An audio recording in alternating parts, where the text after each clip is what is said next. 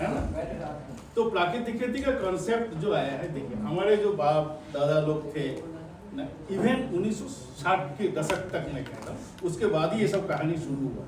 देखा जाए तो खैर मेरी उम्र का होगा इसमें एक आध जन, हम लोग एक अजीब जनरेशन, पिक्यूलियर जनरेशन है।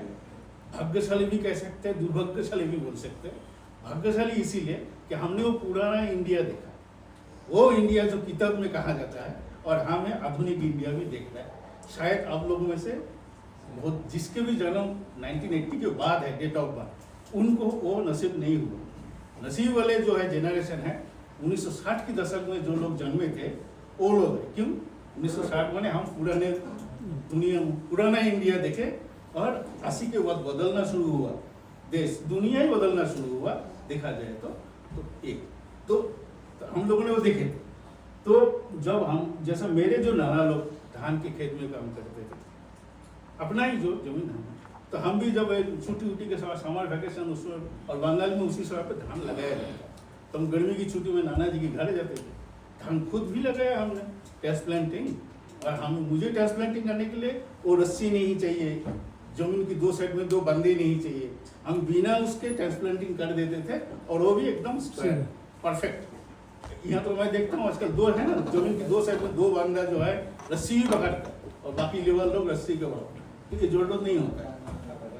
उस समय पे ना यूरिया था ना कुछ था, लेकिन फलन बहुत कम था, वो वैरायटी बहुत कम था, वो फलन इतना कम था कि हमारे देश में जो है फूड क्राइसिस 60s में कॉमन हो गया था। 60s 1960 के दशक में, और 70 आते आते तो स्थिति और भयंकर हो गया था।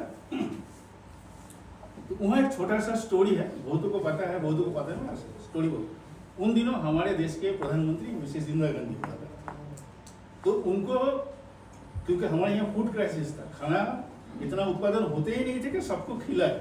चावल बाहर से आता था, गेहूँ बाहर से आता था अमेरिका से, और उसी समय बांग्लादेश का युद्ध हुआ 71। तो जो भी हो पॉलिटिकल कारण तो कुछ है ही, क्योंकि हमारे देश उस समय के अमेरिका जो प्रशासन थे उनके एगेंस्ट में थे।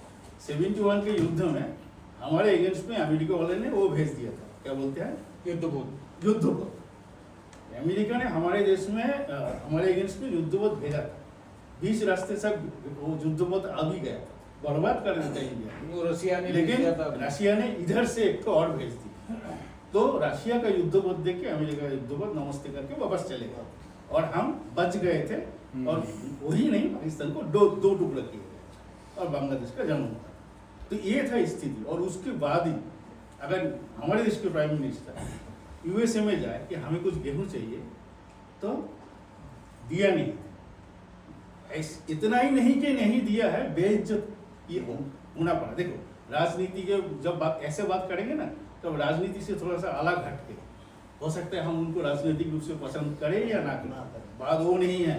बात यह है कि वो हमारे प्राइम मिनिस्टर थे, उनकी बेइज्जती माने हमारे आज कोई मोदी जी की बेइज्जती करे माने पूरे 140 करोड़ भारतीय की बेइज्जती। ये आपको समझ के दिमाग में रख के चलना है। तो उन्होंने उनका प्रेसिडेंट से मिलने गए थे, उनको ऐसे बाहर बैठे रहो, मैं थोड़ी देर बाद कम से कम जैसे हमने पढ़े थे स्टोरी जो पढ़े थे, आधा पौने घंटा 1 घंटा एक प्राइम मिनिस्टर को बाहर, जैसा यहाँ कोई बड़े ऑफिसर डायरेक्टर को मिलने आता है, कोई ऐसे ही साधारण, तो बोलते ना पीए का वहाँ बैठे रहो, हम यहाँ कुछ और काम करें, फिर बुला लेते हैं। तो एक प्राइम मिनिस्टर को उस तरह से उनको बाहर बैठे कर, और तो ये तो स्थिति था हमारे देश। कौन से प्रधानमंत्री थे अपने देश में? उस समय भी मिसेस गांधी हुआ उस समय। तो फिर जो जब ये घटना हुआ था उस दिन की प्राइम मिनिस्टर मिसेस गांधी हुआ, ठीक। तो उनको बड़ा मतलब नेचुरली किसको ना बेइज्जती लगा। तो फिर उन्होंने वहां से लौट के आया, और बात उतना ही नहीं, उनको पता है कि प्राइम मिनिस्टर गेहूं के लिए आया है, मैंने कुछ खाद्य शस्य के लिए, वो भी फ्री का नहीं। हाँ, लेकिन कहानी उन्होंने गप शुरू किया, हाँ आज दिन कैसा लग रहा है, वेदर कैसा लग रहा है। भाई एक देश के लोग भूखा पड़ा है, उस देश के प्राइम मिनिस्टर आपके पास गए हैं, और उस प्राइम मिनिस्टर को एक कप चाय देके आप गपशप शुरू कर रहे हो, वेदर कैसा है। तो इनको भी समझ में आया कि बात यहाँ बनेगा नहीं, तो बात अच्छा है, बस हम तो ऐसे आ गए थे, तो आपसे मिलने आ गए थे, फॉर्मेलिटी करके बहुत मांगे नहीं, चले गए। तो ये था दिन, ऐसे भी दिन हम लोगों ने देखा बाजार में। मेरा खुद की एक्सपीरियंस, और मेरा एक्सपीरियंस थोड़ा ज़्यादा इसीलिए भी है क्योंकि मैं एकदम बंगाल बॉर्डर का हूँ, बांग्लादेश बॉर्डर साइड का हूँ। उस समय पे युद्ध हुआ था तो बहुत सारे बांग्लादेशी इधर आ गए थे। तो सप्लाई और डिमांड वाले कहानी होता है ना, पैसा लेके आप बाजार गए, बाजार में चावल नहीं है। सोचिए, ये दिन भी हमने देखा है। अगर चावल लेना है तो भोर 4 बजे, सुबह 4 बजे जाके लाइन देना है कि चावल का 2 बोरी आएगा, फिर पता नहीं किसको मिले किसके ना मिले, पैसा देके। कोरोना वाला फ्री का भी नहीं, फ्री का भी नहीं, ये कोरोना स्थिति था। तो ये तो हमारा स्थिति था उस समय पर। तो चलो, वो स्थिति क्यों था? सिर्फ इसीलिए कि हमारा देश का प्रोडक्शन कम था। अब भूगोल तो भूगोल ही है, देश तो साइज में बढ़े नहीं ना। हमारे इंडिया का जो साइज है वो तब भी उतना ही था जितना आज है। देखा जाए तो कृषि जमीन तब जितना था उससे कम आज है। उस समय तो पतले पतले एक तो रोड हुआ करता था, कहीं एक का दो का पक्का रास्ता ही नहीं था। और आज कहीं भी जाओ मोटा मोटा पक्का रास्ता, वो सारे रास्ता तो हमारा किसी का जमीन ही तो खा गया ना। इतनी इंडस्ट्री बने, वो तो जमीन ही खा रहा है ना। तो देखा जाए तो हमारा धान गेहूं का जो लायक जमीन है, फसल के लायक जो जमीन है, वो जमीन नॉन एग्रीकल्चर पर्पस में चला गया है। इसके बाद भी आज हम इस परिस्थिति में है कि हम डिक्टेट कर रहे हैं इंटरनेशनल फूड मार्केट। आज की डेट में हम इंडिया डिक्टेट कर रहे हैं इंटरनेशनल फूड मार्केट। हम चावल देंगे या नहीं देंगे, गेहूं देंगे या नहीं देंगे, चीनी देंगे या नहीं देंगे। ये स्थिति क्यों आया? सिर्फ मॉडर्न केमिकल एग्रीकल्चर। देखो, कुछ भी चीजों को क्रिटिसाइज करने से पहले उसकी जरूरत को देखा जाए। तो ये मॉडर्न केमिकल एग्रीकल्चर आया तभी तो हम इस स्थिति में आए, वरना कहाँ का प्राकृतिक खेती, कहाँ का क्या, कुछ नहीं था। लेकिन उसके बाद भी आज हम प्राकृतिक खेती की बात कर रहे हैं। क्यों? क्योंकि ठीक है, टेक्नोलॉजी आ गया कुछ जगह में, कम से कम कुछ जगह में कुछ नए टेक्नोलॉजी, क्योंकि उसका भी बैड इफेक्ट देखना पड़ेगा। बैड इफेक्ट ये है, आप लोग अगर थोड़ा सा भी जमीन वमीन पे जाते हैं, अगर बचपन में गए होंगे और आज की थोड़ा सा कल्पना कीजिए। हमारा खुद की फार्म मैं कह रहा हूँ, बरसात के समय पे हमारे को फार्म में ये धान की जमीन है ये सब। तो 1999 में मैं इस इंस्टीट्यूट में ज्वाइन हुआ। तो सन 2000 का जो इवन उस समय पे भी धान लगा हुआ ही था। मैं सितंबर में आया तो तब धान तो काटे नहीं ना, लगा हुआ धान। तो 99 में भी मैं देखा इसी फार्म में ये जो मछली होते हैं ना, छोटे छोटे जो ऐसे ही ऑर्डिनरी मछली जो होते हैं, जो चाष नहीं किया जाता है, हमारे इस फार्म में मछली हुआ करता था धान की खेत। जब धान की खेत खत्म हो गया तो छोटे छोटे वो शंख जैसा दिखने में क्या एक है ना, क्या बोलते हैं उसको, स्नेल। हाँ, स्नेल जो है मिलता था। आज जाइए ना, 2008 के बाद मुझे नहीं लगता मैंने कभी इस फार्म में मछली देखा। मैंने हमारे धान के खेत में, मैं तालाब की बात नहीं कर रहा, धान के खेत में कोई मछली देखा मैंने नहीं देखा। ना वो स्नेल दिखता है आजकल, यहाँ तक कि केचुआ भी कम दिखता है। तो ये सब क्यों? Due to chemical. तो ये जो है ठीक, यही केमिकल हमको भूखा रहने से बचाया था, और आज यही केमिकल हमारा परिवेश को दूषित भी कर रहे हैं। तो यानी समय के साथ हमें बदलते रहना चाहिए, क्योंकि दुनिया में एक जो है मृतदेह होता है, डेड बॉडी, और एक पागल, ये दो ही होते हैं जो अपना बात नहीं बदलते। क्योंकि जो बोल दिया तो बोल दिया, वो तो मर गया तो बदल नहीं सकते। और पागल कुछ भी हो जाए, एक ही बात बोलेगा। कहने का अर्थ ये है कि हमें हर किसी को समय के साथ, समय परिस्थिति को देखते हुए अपना अपना डिसीजन, अपना अपना रास्ता थोड़ी थोड़ी मॉडिफाई करते रहना चाहिए। इसीलिए हम ही कहते हैं कि परिवर्तन ही जीवन है। कहते हैं कि नहीं? कहते हैं। तो अभी ये आया है। तो जो जब आप ऐसा नहीं कि पिछले 3 साल हुआ ये समझ में आया कि केमिकल हानि कर रहा है, ये भी समझ में काफी दिन पहले आया, 20-25 साल पहले आ गया। तो तब दुनिया भर के साइंटिस्ट यही डिस्क्राइब करते हैं, भाई ऑर्गेनिक में चल, जैविक खेती में चल। जैविक खेती में कोई बुरी बात नहीं है, कोई बुरी बात नहीं। अगर आप जैविक कर सकते हैं आप कीजिए। लेकिन समस्या है कि जैविक में क्या समस्या है?